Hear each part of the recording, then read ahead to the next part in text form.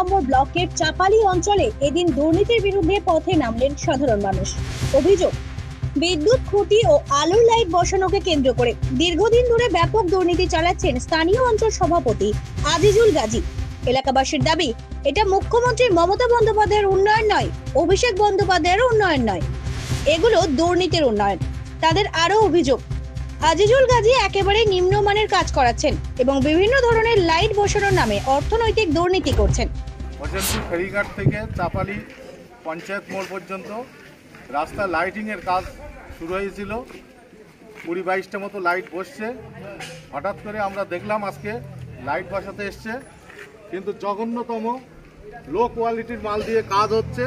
এটা মমতা ব্যানার্জির উন্নয়ন নয়, এটা অভিষেক ব্যানার্জির উন্নয়ন নয়, এটা মুষ্টিমেয় কয়েকজন যারা এখানে আছে স্বৈচ্ছাচারী শাসক যারা আছে, তারা তাদের নিজের পৈতৃক সম্পত্তি মনে করে ইচ্ছা মতো তারা কাজ করছে।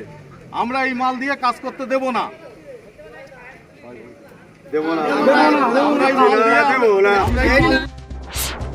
স্থানীয়দের বক্তব্য, বর্তমান অঞ্চল সভাপতি থাকলে এলাকার প্রকৃত উন্নয়ন সম্ভব নয়, তাই তাকে সরানোর দাবিতে ক্ষোভে ফেটে পড়েছেন সাধারণ মানুষ।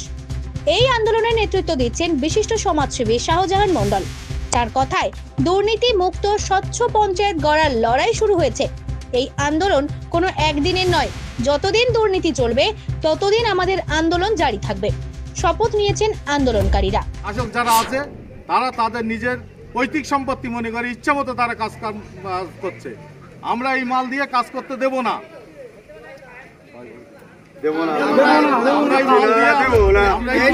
দুর্নীতির বিরুদ্ধে সোচ্চার থাকা, সাধারণ মানুষের অধিকার ফিরিয়ে আনা, স্বচ্ছ ও জবাবদিহিমূলক পঞ্চায়েত প্রতিষ্ঠা করা। স্থানীয় মানুষদের দাবি, স্বচ্ছতার ভিত্তিতে গড়ে উঠুক প্রকৃত উন্নয়ন, ফিরিয়ে আনা হোক মানুষের অধিকার। উত্তর 24 পরগনা থেকে সুকান্ত দাসের রিপোর্ট, জেলার বার্তা।